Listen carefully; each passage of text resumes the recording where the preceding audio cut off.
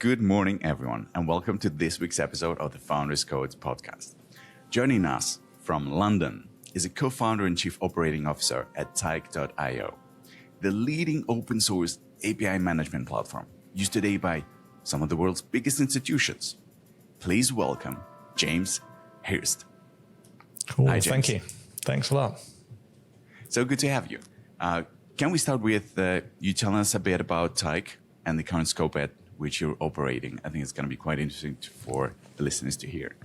Sure thing. So Tyke has been trading for 10 years. This is our 10th anniversary in it's 2026 now. Tyke is an API management platform. So a large majority of the world's internet traffic today is APIs. So whether your phone is connecting to a service online, whether you're checking the news, the weather, you're watching streaming data, you're making a call, that's all API traffic. And APIs effectively allow systems and devices to talk to each other. And Tyke's role in that is as a gateway. So you place Tyke in front of your APIs and we secure them, control them and scale them. So widely used by some of the world's largest banks, some of the world's largest consumer electronics companies, automotive manufacturers. Pretty much every digital interaction people have today is driven by APIs, and we're proud to be a big part of that. And as a chief operating officer, how many people do you currently have in the company? So Tyke is relatively small. We're around 120 people, but we are very broadly distributed. So we are a default remote business. I'm based here in London. You'll see the red buses behind me, I'm sure. My co-founder, Martin, is in Auckland in New Zealand. So we are about as remote as it's possible to get as two people on this globe. And then our team is spread across currently 32 countries. So around 120 people across 32 countries. It's a very broadly spread remote business. And we have been since we started. Nice. And for everybody who's listening to this on either Apple Podcasts or Spotify, make sure to give a visit to YouTube if you want to see the beautiful London scenery that James has in his background. Thanks a lot. And can you tell us a bit about what was it like growing up you grew up in London, right? Well, I grew up all over the UK, actually. I was born up in the north of the country, moved around a lot as a small child, moved with my dad's job, took us all over the country. And then I grew up just outside of London and really couldn't wait to move to London, a shiny city over the hill. And I've been in London since I was 18, never left. And now I live just a couple of miles up the road from the office here in the centre of town. What was it like comparing to the standard kind of like US, European vibes? Yeah, good question. I don't know. I think how to describe growing up in the UK. I think something that's very interesting about the UK from a technology perspective growing up is that it had definitely its own ecosystem, I think, for computing. So, as I think a 7 or 8 year old, we had a small 8-bit micro, we had a Commodore, and there was a huge industry of UK software publishers writing, creating games and productivity software, which was quite apart from the US market. So it was a little insular in that way. Very much had a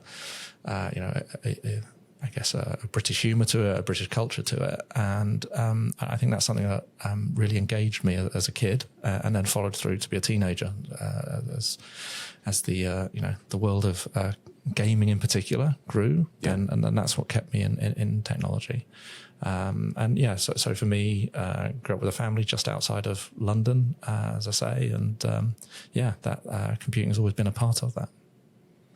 Because a lot of people don't know, UK is not as advertised as a technology hub of the world, but some of the leading innovations were done in the UK too. Because I used to live in the UK for 10 years too. Mm-hmm. That's where a lot of my life has went through. They have a Bletchley Park that has all of the encryption, decryption technologies set up. Some of the largest companies like ARM are also set up in the UK. Yeah, and I think even the World Wide Web, right? Tim Berners-Lee Yeah. created that, and I think that there is a unique dynamic to running a business in the UK compared to the rest of the world, or certainly compared to the US, in that in many countries there are separate hubs for culture, for technology, for industry, for finance, for government, whereas in the UK everything is centered around London and the environs around it. So if you're launching a tech company, you're doing it alongside banks, you're doing it alongside government, you're doing it alongside some of the largest companies in the world, which, as opposed to, for instance, the US, where if your business is in media, you're in LA. If you're in finance, you're probably in New York. If you're in public sector or defense, you're probably over in Washington. So you get a very different, confluence of influences, of characters, of people, of funding, all in one place, which is quite unique, I think. And what I hear a lot is from my friends in the UK is that when they come to the US, everybody's so much more easygoing. Like, people meet every day, and whilst being in London, everybody's there are events happening around the city, but in order to connect, to kind of have chances to meet with all these different people, it takes a bit more effort. Have you ever felt that, or was the ecosystem always like welcoming? There's a very active ecosystem, but I think there is a different. I guess a different cultural expectation within the UK and the US. Certainly in the US, when we started as a business, we were a UK founded company, founded here in London, just down the road in Brick Lane.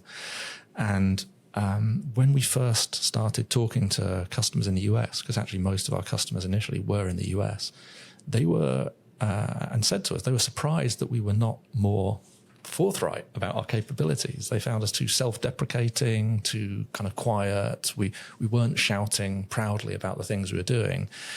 And I think that follows through in the local ecosystem. You do have to make an effort to go and tell that story. Whereas, in the Valley, you can't sit in a cafe without hearing someone next to you telling about how they're going to change the world. And I think both of those extremes can be problematic at both ends of the extreme, but certainly UK founders do need to, I think, learn a little from our transatlantic cousins and be a bit more forthright, a bit more positive and ambitious and almost self-promoting. Equally, I think there's a huge amount of value in having feet firmly on the ground and a very pragmatic view on reality. So hopefully there's a middle way. But yeah, you do find that in the UK. You do have to make a bit more running to build the network, build the connections, rather than relying on bumping into someone in a coffee shop in the Valley. When you were talking about being pragmatic, the thoughts in my head were telling me, okay, it's probably because when you're bootstrapped, it's probably a different game than when you're VC, like heavily VC backed. So when you're bootstrapped, you have to optimize for your profit margin to make sure that the company's going to survive. You're not relying on outside capital to make it happen. So you're not trying to advertise and market yourself in order to attract more capital in the future. You're so focused on your bottom line and making sure that stasis grow. Is there some truth to that? Without a doubt, and I think it's been a constant source of confusion and frustration at times as founders. As we launched our business as a bootstrap, so no funding initially, and that was for the first few years. Built it out of an open source project, in fact, and so all of our decision making was around cash. It wasn't even profit, it was cash, because cash is the thing that keeps the business going. It doesn't matter whether you are or aren't profitable, do you have cash is the key. And that gives you a very simple decision-making framework, really, in terms of how do I deploy the resources I have? How quickly can I turn them into cash? How quickly can I cycle that cash around? So it makes you take pragmatic decisions around marketing, around sales, around product development. And when you move to a world where you have VC funding, which we've done, VC funding and growth equity funding and so on, then the discussion is much more, as you say, about growth and that efficiency can take a second place. But what's interesting is that the media, the community around tech growth, certainly definitely up until quite recently, has always focused on who's raised money. And the headline is always Acme Corp over here have raised 50 million as a Series A. And of course, that's a signal that someone has confidence that this concept might process. But what you rarely hear is Acme Corp over here has been successfully growing profitably. That's not a headline story. It's usually kind of the third or fourth paragraph down is, oh, and they're actually making profit, or they're actually growing sustainably. And I think that sometimes drives the wrong behaviors, because it means that someone thinking about founding a business or thinking about scaling a business starts to think, how do I get that headline? How do I attract that attention? Because that seems to be what's important. Whereas if you're building a business that you want to be resilient and have longevity and build careers for people, the fundraising it should be a means to an end, and the business should be viable on its own, stand on its own 2 feet. Because as a bootstrap founder myself, I can relate to that. When you're just entering the business sphere, you're kind of thinking, okay, how much money would I ideally need to live a great life? And you're like, it's this amount. Okay, it's probably going to take 4, 5, 6 years to get to that point. And then you're trying to increase your profitability, grow up to that level. And I think when you're starting a VC-backed business, your main motivation is kind of revolving around okay, when is going to be the next exit? And that's where I'll cash out. I think maybe that is kind of the big difference. The sole motivation. Perhaps. I think there's the question is, who are you trying to orient your attention around? My co-founders very clear with our team, says the most important thing you have to invest is your attention. And that holds true personally as well as within a work context. And if your attention is spent, how can I convince someone to give us more money to do the next stage, versus how can I spend my attention on satisfying this customer need? How can I spend my attention on building the best team we have and developing that team? Then you can end up driving activity decisions that could be counterproductive and at best, and at worst, catastrophic, because you're placing all of your attention and your efforts on how do I impress someone to try and get pure cash, which doesn't lead to a sustainable outcome. I think and I think sometimes it's hard to disentangle those two things. Of course, having sufficient cash, whether it's through funding, organic growth, whatever, is essential to a business's survival and prosperity. You need the cash to grow. You need the cash to be able to invest for the future.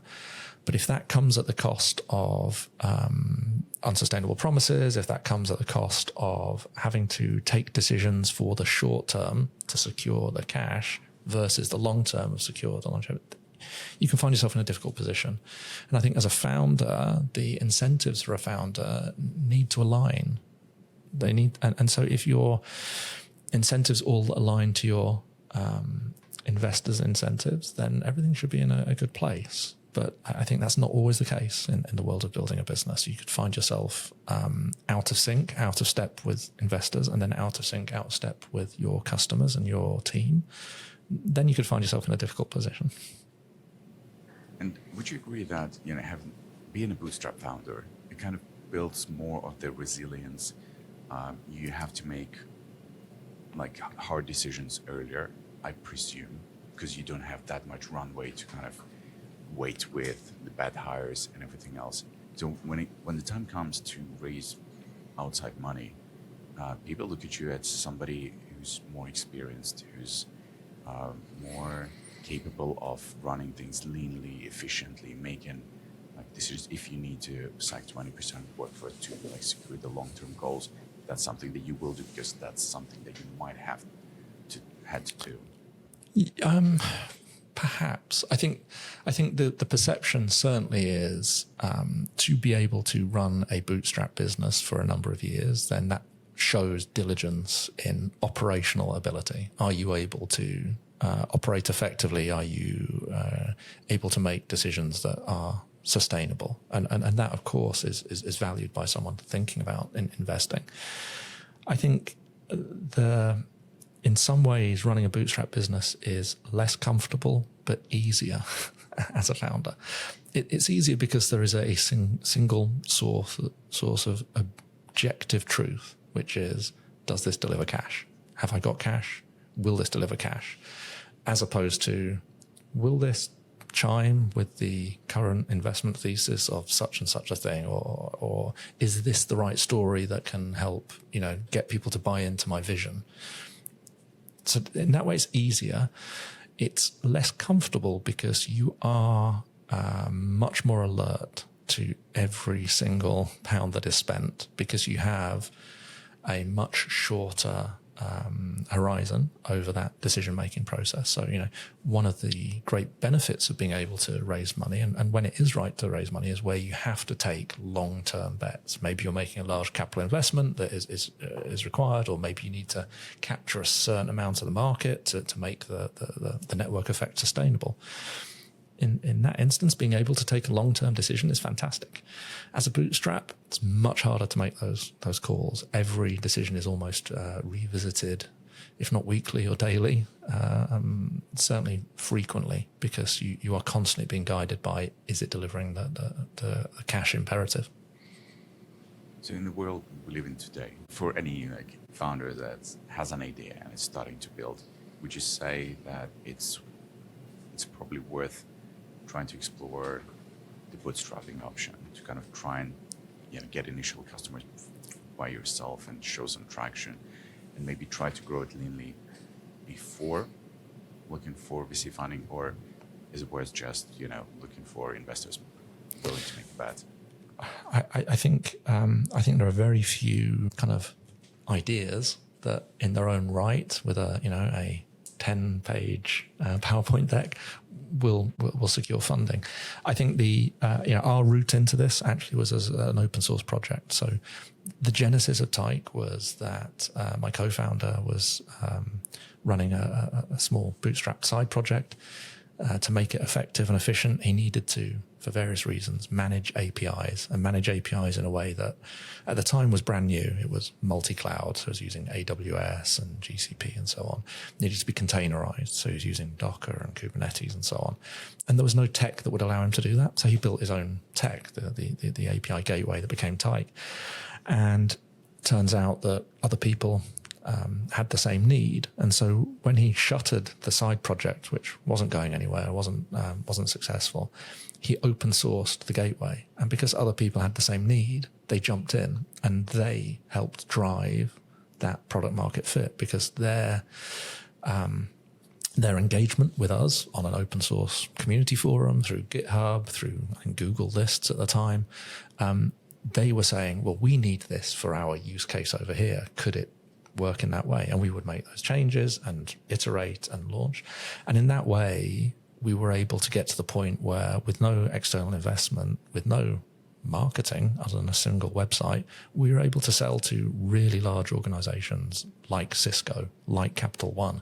And it was driven by the fact that the customer need, that feedback loop, was there already. And so then when we were approached by people wanting to invest because they saw that we were in a space that was exciting, was growing, and we had something.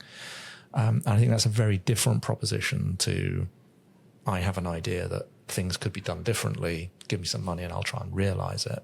So certainly I would say, whether it's a bootstrap, whether it's open source engagement, there is no benefit to hiding that away. Just get it out there and see how the market reacts. It gives you the proof points. And can we try to make a case for the open source model as an appealing one? Because for most of the founders and people joining the sphere, what I'm hearing is we want to see the traction. We want somebody purchasing subscriptions, anything to see that Stripe bell ring, to show, oh, I have traction. And when they hear open source, they kind of think, oh, everyone's going to be using it, but I'm not going to be getting paid. Can we kind of like make it more concrete as to like business models?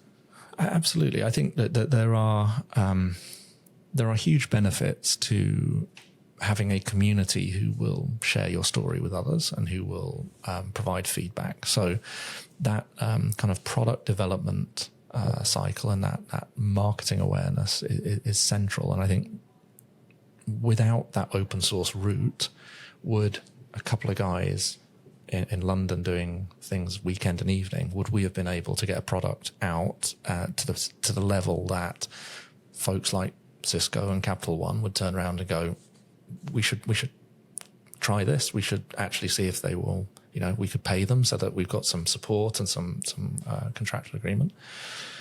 And I think increasingly the idea that the proprietary code itself has the value, I think that's diminishing. I think that diminishment is increasing with the emergence of LLMs in a lot of spaces. Unless you're in deep tech, well, you can point a product at an LLM and get your own approximation of it. So the actual coding itself is not the value. The understanding of the space, the understanding of the value proposition, being able to build an organization that can then serve those needs is critical. And so for us, open source is really, the fact that someone can take our code and can get value from it without paying us is not the major concern. The major concern is, can we build a business that meets the needs of customers? And most of our customers are large enterprises. Large enterprises want to know that there is someone at the other end of this relationship who will be there if things go wrong, who can advise them on how to improve and expand what they're doing. And so the route that we've taken from day one has been the core value proposition we offer. The API gateway is entirely free to everybody. Anyone listening to this can have the same value that many of the world's largest banks, telcos, automotive. You can have that same technology and it costs you zero. On top of that, we have a layer of software capabilities that are targeted at large enterprises. So a management layer that handles what happens if you have, 25,000 engineers who need access to update this API or engage with this API. We have a product that does that, and we'll license that to you. We'll support it. We'll give you the SLA and so on. So it means that we can benefit from putting the capability in as many hands as possible, and then benefit from revenue from the people who would rather pay us than have to build their own version and maintain it, because it's not their core capability. And it means we do see often small organizations getting huge value from Tyke. Occasionally, we know one of the world's biggest pharmaceutical companies uses Tyke at immense scale, pays nothing. That's fine. But at a certain point, it's likely they'll tip over and go, actually, it'd be easier if we just paid them instead of trying to manage this ourselves. And so I think it's a really powerful approach. And I think it chimes with that same point of having that idea, having that concept, keeping it to yourself, trying to put arms around it as though that's a precious thing that no one must know about, to try and find the one person who will be. It's a pathway to nowhere. You really do need to get it out. You need to get it in front of people. And if people buy into it, they're buying into not just the code, but the founders behind the code, the team who are supporting the code, the teams who are then developing it, who are there for them. That's where the value comes. The actual lines of code itself, probably less so. So would you say that the future is open source? Definitely, without a doubt. And I mean, even to the extent that, we work in a lot of highly regulated industries. So we do border security, we do stuff that's healthcare, we do stuff that is banking, finance. There are whole countries where the critical financial infrastructure involves Tyke for every transaction that's happening. And those organizations will not put a black box of code into their organization. If you say, here's a binary, just go and run it, it'll secure everything for you. They want to know what's happening inside that black box. So openness and transparency is almost a prerequisite to work with those organizations. And so, trying to hide code away for me makes little sense. And actually, when you get down to what is the value I am delivering to this customer, it's rarely the 5,000 lines of code or what have you. It's the relationship, the trust, the resilience, the responsiveness. That's where the value comes. So do you think in order to, like, everybody wants enterprise clients, everybody finds it hard to access because those are large organizations, there are so many decision points. When you're running an open source project, you're basically alleviating the issue of trust in terms of food security because it's open. You can see it. Absolutely. Was that one of your superpowers that helped you kind of grow and secure larger clients? Without a doubt. Like within I think 6 months of launching Tyke kind of commercially from an open source, we had huge bank, huge technology vendor, both using Tyke. And it was off the basis that they had been playing around with the open source. The engineers liked it. And then when they saw that they could solve a problem with it, and they took it to their compliance team, took it to their security team, they were able to say, oh, I can see every line of the code here. That's fine. And equally, looking at us at that time and saying, this is a small company. What happens if that company stops trading? Now, if it's proprietary code, that's a problem because the lights go out, systems go off. It's no good if you're in critical infrastructure or highly regulated. If it's open source, it's kind of, well, we can just run with it and switch out as we need. We could even take our own fork of it. And I think that the fact that we have that confidence in the value that we deliver as a business puts to minds at ease about the fact that, well, are we going to end up having to maintain this? And the answer is, well, we've got confidence that you'll continue to buy from us. And if you don't, you can still use the value. That's a pretty powerful statement to make to someone. And can you tell, I think a lot of people kind of know the MAT license, which means like you can use it, but you cannot trade it. Can you tell us about what other types of licenses are there? Which ones have you considered? And, which ones it's this is a minefield, and I wish I had the standard legal disclaimer that I cannot provide formal advice. Don't rely on any advice here.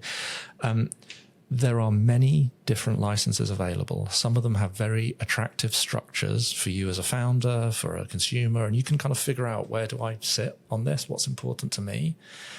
I would say one of the biggest imperatives is not that. The biggest imperative is this license widely accepted by the type of company I want to sell to? It's the exact terms within that license. Of course, they're important. You need to get comfortable with, could, for instance, AWS take my open source, run it in the cloud and start making money off it? Is that going to be a threat to you, or is that going to be a benefit to you? You can get comfortable with those things. The bigger question is, when I take this to Acme Corp down the road and their team like it and they give it to their legals and procurement, will their legals and procurement look at that license and say, oh yeah, we sign lots of licenses like that, we're comfortable? Or will they look at it and go, hang on a minute, what is this? What's this opening us up to? So as with all of these things, there's always going to be a compromise. The key factors there really are, what are the responsibilities on people who are going to derive value from your software? So on the one hand, they're deriving value by using the software. Is there an onus on them to then contribute back? But more importantly, is it possible for them to take that software, take that code, fork it, and run a competing version, run a cloud version, and so on? That's typically where the main kind of decision-making points appear. And we've seen many examples of the Redis project, for instance, hugely widely used key value store, and AWS pretty much ate their lunch by taking a version of it and just running it in the cloud, depriving Redis of all of the revenue, which can be beneficial because at the same time, it brings more people to your product. But if you're not then contributing back to the project, having taken the revenue, then that can be a problem. And so that trying to get comfortable around that, I think, is important. And definitely don't just base it on what you've read on a blog. Do go and find an expert and just pay for an hour of their time and talk through it with them, because these are important decisions that they're irrevocable. Once that's out there under that license, that's out there under that license forever. You can put new licenses out, but the old one will still be there. So do make sure to consult with your local LLM. Yeah. Your ChatGPT lawyers are infallible. And can you talk a bit about your co-founding relationship with Martin? How did you guys meet? And how did you decide, like, oh, we're going to be a good fit. We want to build this together. Yeah, I'm very grateful that I have a great relationship with my co-founder, because I think doing this solo would be hard. It would be so much harder, almost exponentially harder. So Martin and I joined a digital consultancy on the same day. We were recruited on the same day by the same person, and we joined this consultancy to become project managers, effectively. And we did the training together, and then we worked in parallel a bit, and we ended up working on a few projects together, and really enjoyed working on those projects. That was in the reading room, in London, in Soho. And we were doing really interesting projects. We were doing things like digital communications in disaster zones for the UN. Like what happens if someone gets airlifted into Haiti and they need to find out information digitally when there's, really poor latency connections, cell sensors are down. How do people exchange information in the field? So you're doing really interesting information, interesting projects. And this kind of split in terms of how we did that was Martin very much the creative technologist side. You had the strategy around how do you address this technically. And from my side, it was more a kind of delivery and a commercial relationship. How do we make this happen? How do we make sure the client can afford it and can pay for this? And we enjoyed working together. We did for a few years. And then Martin went off and became a CTO elsewhere. And I stayed until we exited the business from the UK. And I was a director at that point. But we stayed friends. We, go out regularly for a couple of beers and a curry. And it was over a few of those nights out when Martin was telling me about APIs, which initially I was like, well, this is a weird niche that you're looking at. But yeah, at the point that he started getting, he'd open sourced the project, and he had people emailing him and asking if they could have a call from, I think it was Viacom and Home Depot, saying, we love this, we're trying the open source, have you got an enterprise version? And he was there going, well, it's just one guy in his pajamas eating cereal on the sofa, doing it on the weekend. So we talked about, well, maybe we could say yes. We do have an enterprise version, we do have a way of selling this to you. And so he came to me and said, look, do you want to get involved? And yeah, we had a few too many beers and said, yes, we should do this. Let's do it. And made the decision. And we ran it as a side project initially, because we didn't have any funding. We didn't have any revenue. It was just an open source project. But we carved out time at the start of the day, so before work and after work, and at weekends. And we would just do sales emails. We'd do sales follow-ups. We'd do community forum support. We would issue new updates on social media. We'd talk to people on the community until the point that we got a few people who said, yeah, here's a purchase order. Here's a check. We'll buy into it. And after we got the first couple of those, we said, right, we can actually pay ourselves out of this business. So yeah, real bootstrap. What is your secret to holding tough conversations? Because as a co-founding relationship, it's pretty much like I like to make a connection with like real marital when you have a partner, and you have to be able to have those hard conversations and move on from them. And have you had those? Have they helped you build?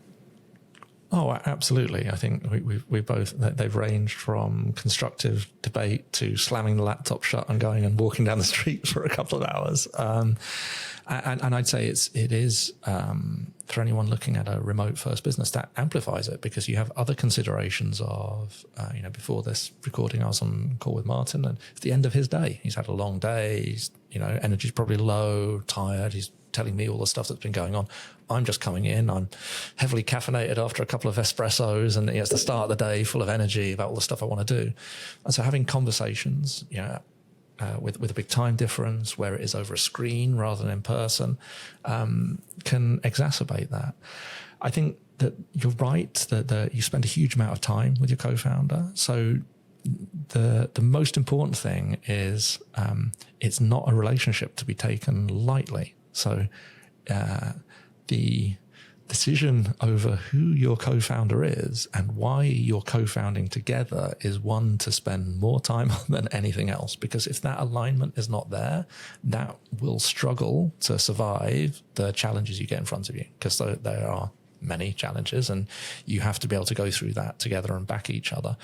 And I think, I sometimes see folks saying, I'm seeking a technical co-founder for this project. And I think, that's wow. This isn't a recruitment process. This is very different. And so, to your analogy of a marriage, that there should be some dating. Like, if you haven't spent time with this person before you go full in, if you haven't spent lots of time and gone through some tricky situations together, then maybe don't throw all in, because that won't survive it.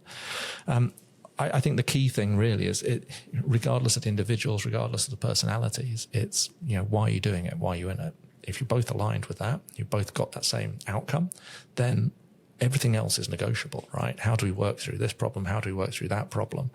How can we show up and be vulnerable? How can we show up and take a strong stance over something?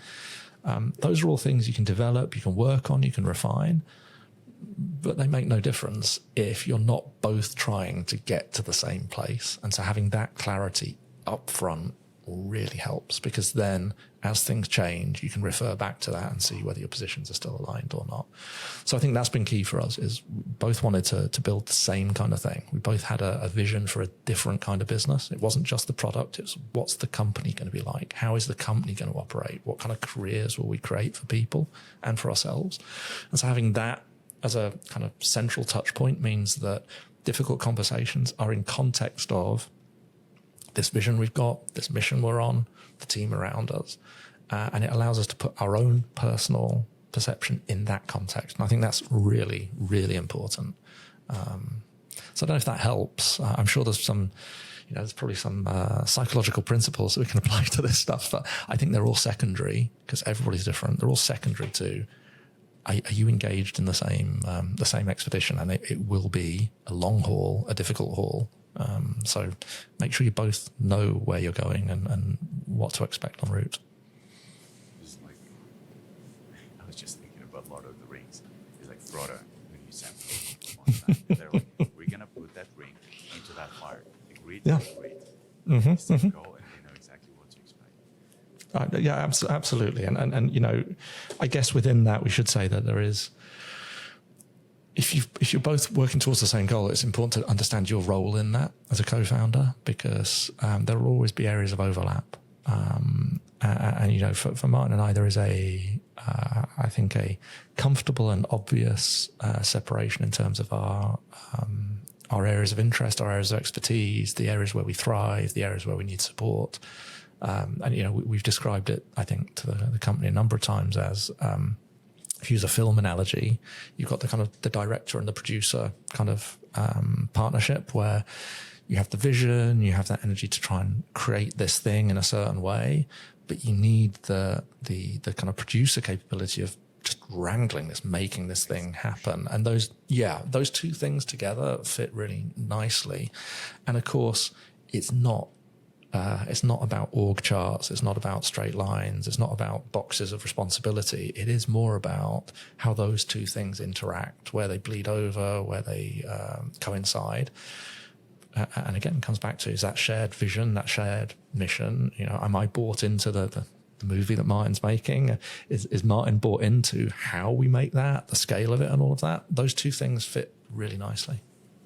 When you're talking about a fully remote first company, are there aspects of the culture that have to be different from companies which are offline based?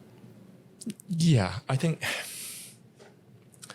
so. We started remote partly because we were both in London at the time. We had those beers and made the decision. But before we signed the papers, Martin said, "Look, one of the things is we're pregnant. My wife and I are going to move to be with her family in New Zealand. So should we start a business?" And we said, "Well, yeah, we can. Like, you could work remote." This is 11 years ago, pre-COVID. when that was quite a weird thing to do. But Martin could be remote, and then maybe we'd build a team in London. But then our next hire was someone who was moving to Singapore. I think the very first hire we made, we thought might be in Germany. Turns out it was in Paraguay. And so we realized, well, if Martin can be remote and they can be remote and they're contributing well, then let's build a remote first business. And that has driven a lot of the shape of the company. So, we spent a lot of time thinking about the kind of company we wanted to build, the things that made us thrive and the things that we thought are the kind of people we would want in the business. And one of those was autonomy. And one of those was flexibility, because we're at a point in our lives with babies and families and external commitments, not the cliche of a VC raising guy who lives off ramen and sleeps under the desk at college and trying to make it big. That's wasn't for us. So we wanted to build a business that was sustainable for us. And so we thought, what's that? How do you make that happen? And there weren't many people doing it. There were a few out there who had made strides. Slack were doing a lot remote. There were a few edge cases, but I think people regarded remote first companies as a bit weird.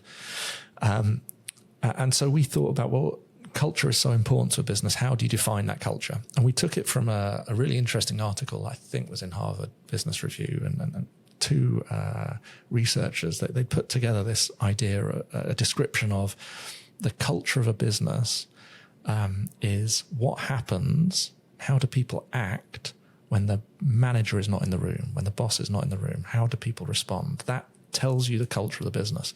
And we thought that was very insightful for us, because we're never in the room with our teams. Our teams are always remote. Our teams can never look over their shoulder and say, what should I do, boss?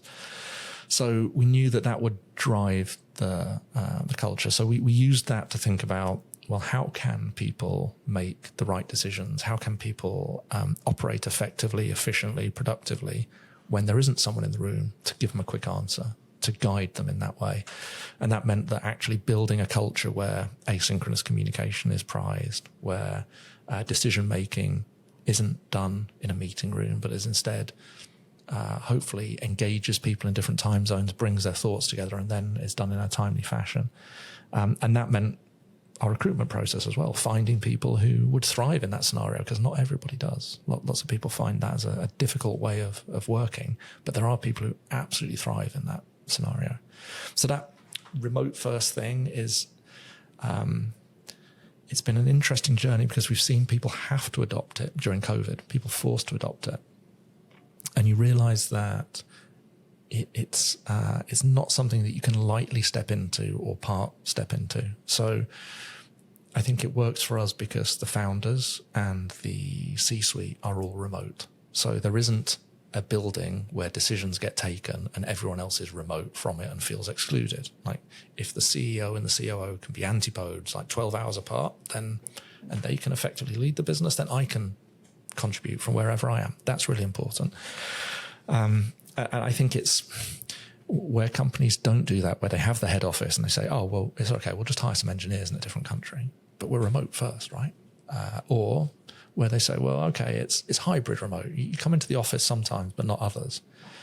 And there you effectively just end up with, I think, a bunch of freelancers, because actually the decision-making, the information flow is still in an office somewhere and is guarded by the people who are in the office. Everyone else is excluded. So yeah, it's been a real kind of exciting experience of seeing us. Initially, people say this will never work. You can't have a remote first company bigger than about 15 people. I presented at Accenture maybe 9 years ago, pre-COVID, and someone did stand up and say, look, all the stuff you're saying is great, but you could never have a company operating remote bigger than about 20 people. And lots of assent in the room. And of course, a couple of years later, it's like everybody is remote. But then there are, I think it's not that it can't be done, it's just that it needs to be done mindfully. Yeah. What would you say the main differences between James before joining Breeding World, James right about starting Tyke, James today? I have less hair. Partly passage of time, partly stress. I think one of the things that you realize as a founder is you are going to constantly be put into uncomfortable situations, because you are necessarily going to have to forge new paths all the time. You're going to have to deal with stuff you've never had to deal with before, whether it's huge and scary or just a small minor part of how a business runs. You just find yourself in those positions. And I think the things that I would have compare myself now, that the confidence I have in the ability to navigate that is huge. But I think the big thing is so much more awareness of the importance of the kind of interpersonal within an organization, because until you've led a business and founded it and grown it, it's hard to understand the nuance that sits behind an org chart. It's hard to understand the nuance that sits behind a scaling plan, where on a spreadsheet it looks fine, architecturally it looks fine, this is the way we should do it, we can see other people are doing it. But you realize so much of it comes down to, are people bought into the vision? Do people believe in what we're doing? Are people energized by working with their colleagues? Are they proud and keen to talk about what they're doing? And I think I probably naively misunderstood that and thought, well, get the right idea, get the right team in, put the right structure in, and magic will happen. But of course, so much of the day-to-day is actually people, engaging, developing, promoting people and people's agendas, rather than the kind of objective piece of we should scale this unit at 12% in the next 6 months. That's easy. I mean, yeah, you could ask ChatGPT on that. It'll tell you best practice. The thing it won't do is, how does this team over here with these particular challenges, these particular profiles, how do they make that happen? So I think that's the biggest thing. I've learned a hell of a lot there. And I like how you mentioned profiles. Is there some, because just recently I've had a talk with my HRD, and she was like, oh, we should do Myers-Briggs during the interview process, to kind of understand the psychological profile and try to build from there. Have you adopted any like weird ideas? Yeah. So we've done lots of those, and the reason we've done those is not for recruitment. Absolutely, do not use them for recruitment, because they are no better than reading tea leaves for recruitment. I'll be absolutely clear. They will tell you nothing that will help in recruitment. What they do offer is an opportunity for self-reflection and sharing reflections with colleagues, building a kind of common verbiage about how you work, how you thrive. So, I think it's really useful for a team, management team, leadership team in particular, I think, to sit there and think, well, actually, what does motivate me? How do I deal with conflicts? And we have used that within the team and said, actually, not Myers-Briggs, but another profile said, I as an individual find that the best way of dealing with conflict is this. This is what really works for me. And so if you see me behaving like in a certain way, these are the things that kind of trigger that. So we should think about, how do we organize our communication so that doesn't happen? Some people hate to have an email that comes in and has a load of issues in it. It's like, oh my God, why are you doing it? Why don't you call? Why don't you speak to me? Equally, there are people who hate joining a call where someone's basically giving them a litany of problems. I'm like, why can't you just put an email so I could have a think about it? So that, I think, is really useful in terms of whether the attributes are correct, whether you buy into the motivators and all those things, I don't think is important. I think it is, as a team, we all think about and reflect on, how do we interact? What is motivating us? Where are our strengths and weaknesses in communication? Share it between each other using the same language. Then we get a better understanding of our peers. I think that's really powerful. I think there's a lot of woo around it in terms of, oh, you need this sort of profile to hire, because I don't believe that those profiles map onto excellence in any role. The cliches around, oh, for an engineer in a kind of responsible position, you need this profile. Absolute nonsense. But self-examination is important, right? And can you share the name of the profiling tool? Yeah, so we used. Let me see if I've got get the name correctly. So we used something called a print profile, I believe. Let me have a look. Maybe I've got that wrong. Yeah, print profile. So it's very similar, but you're thinking about unconscious motivations. You're thinking about how do I respond or react to challenge? How do I respond or react to when things are going well? You know, how am I motivating others? And I think, you know, frankly, I really useful. That was a useful one we did. We don't do it all the time, but we've done it as exercises as a team. But I think any of them, really, it's an opportunity to take the team to one side and say, let's think about how we talk, how we communicate, what's working for us, what's not. And the important part is a common lexicon, common verbiage, where it's like, no, this, when I say that this causes me stress, I'm talking about the same thing that you're talking about, so we're aligned. Yeah. Because I think as a founder, many people don't realize that you have to manage your co-founding relationship if you have a co-founder. But at the same time, there are conflicts going on within teams, between people, where maybe they're not as good in communicating. Maybe their ego is in the way. And it's up to you to, like, you have to be a trainer to guide people as a mentor to communicate well. And I think using profiling would help you kind of see the commonalities, the way people receive the information, to kind of find common ground around which to teach them to communicate better. Yeah, because I think it's I think as a rule everybody's very capable of communicating well. It's just that folks gravitate towards different preferences for communication. It's one of the we have a series of behaviours that we ask people to consider when they're working at Tyke, and one of them is to respect folks' communication preferences. And it's because to get the best out of people, you can't say this is the only way we communicate. To take a rather simple example, in an in-office scenario, if you're trying to get good decision making made, and the way decisions are made is you pull everyone into a glass room office and ask for opinions, and then a vote, the decision will be carried by the loudest person, the most confident person, the person who's going to stand up at the front, bang the desk. Might not be the best decision, but that's kind of that's the scene and setting you're putting forward.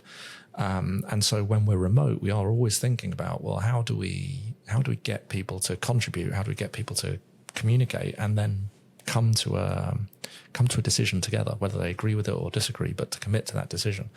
And so respecting the fact that there are different ways of doing that is hugely important, I think. When looking at the current rate of technological explosion, I think API is playing quite a big role.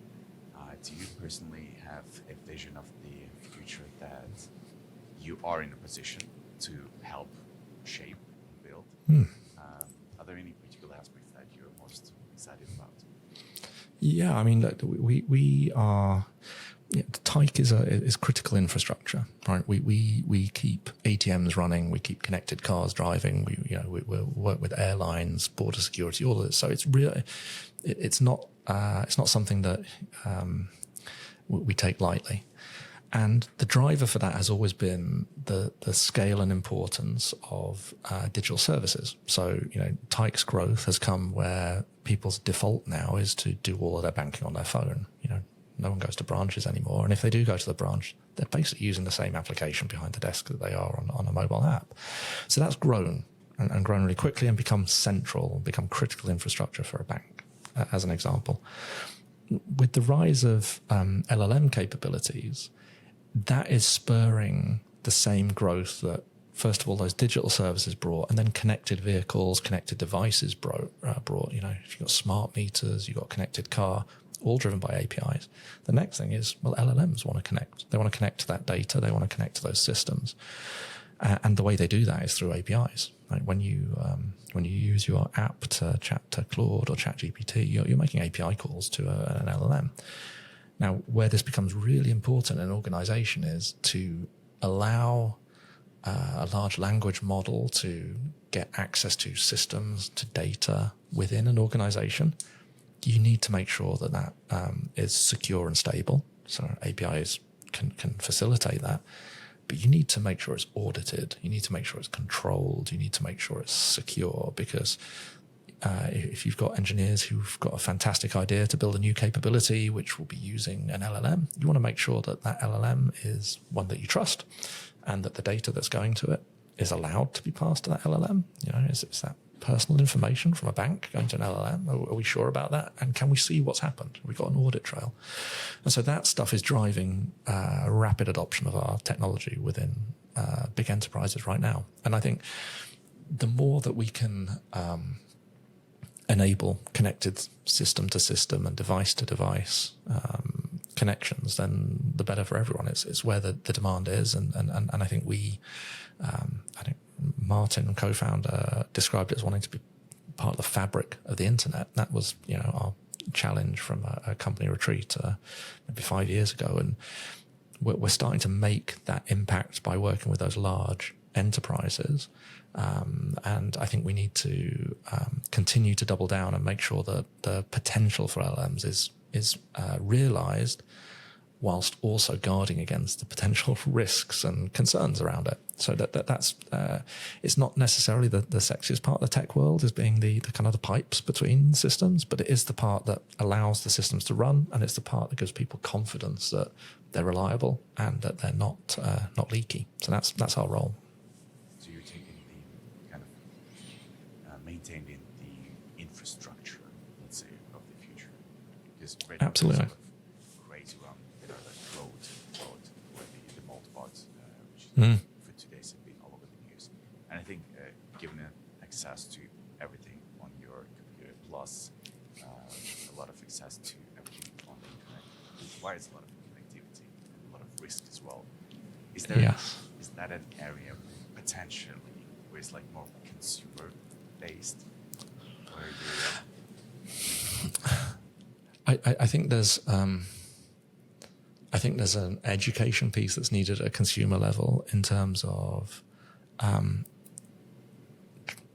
trust for organizations to look after your data and your systems and interact and act in your best behavior is to an extent important for modern life. You want to be able to do your banking online, therefore you have to have some trust in them doing that. You want to be able to get your email on your phone, so maybe you trust Google to do that for you. I think an awareness gap sometimes exists around, well, what exactly am I agreeing to? What exactly am I enabling here? And I think it's one of those things that won't resolve itself until the need becomes really pressing, because people are not going to self-educate out of general interest. That's the world of the really geeky ones of us who really do get into this early on. It will be when people see scandals occur. It's when people suddenly realize, oh my God, all of that stuff that all my kids' birthday photos, I've put them in a free account, and now that free account apparently is using that for AI training. Is that all right? Am I happy with that? And I don't think people are fully abreast of that. So I think the education and then the consumer demand will drive the behavior later.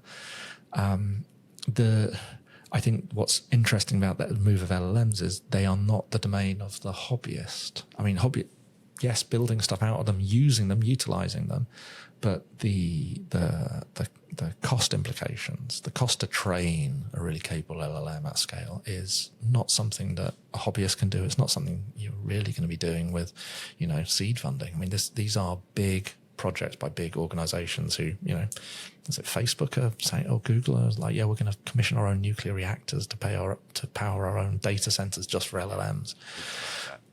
Yeah, exactly. This is a very different proposition. So I think there is that's education is going to drive and dictate what's happening there. What we can do as technologists is make sure that the capabilities are there for people to secure, control, and govern what's happening. But a large part of it for these latest capabilities today, anyway, will sit with the big hyperscalers. I'm sure that'll change over time. People said the same about mainframes, and pretty soon we were on desktop computers and then phones in our pocket and our watch. So probably the same with LLMs. for everybody who's kind of just getting their feet wet in this new world of technology. As a technologist, what would you advise people to kind of study?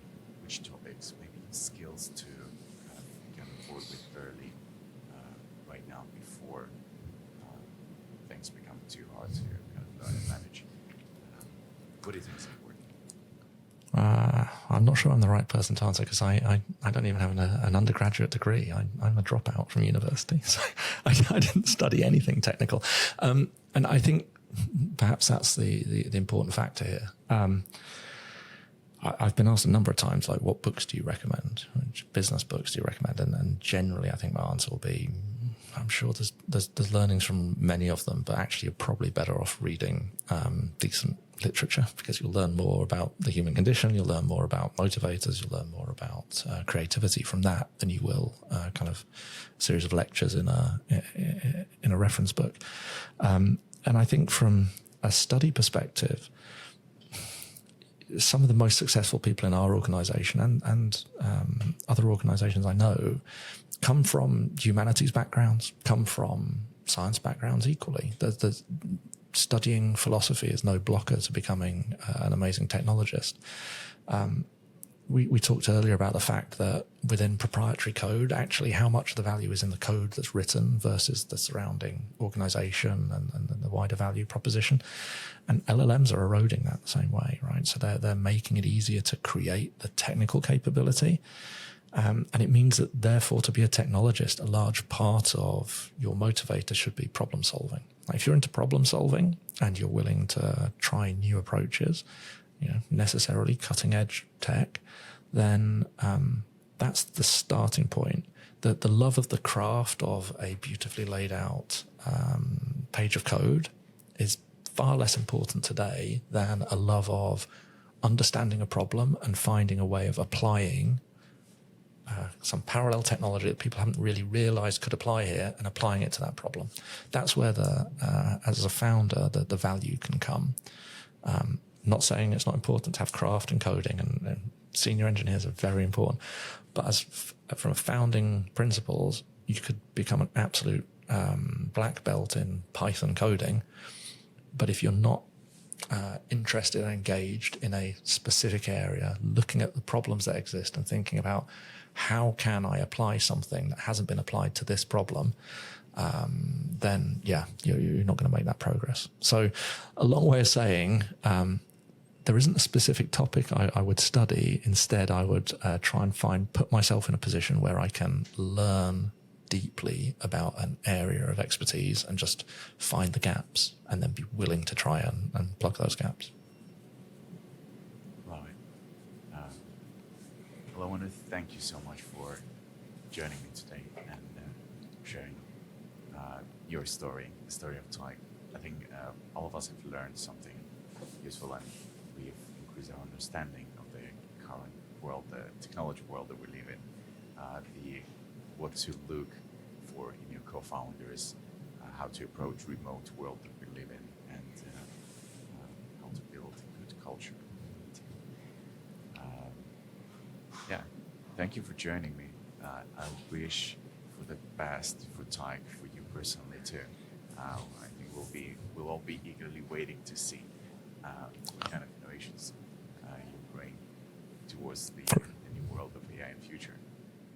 Thanks so much. It's been really enjoyable. Thanks a lot.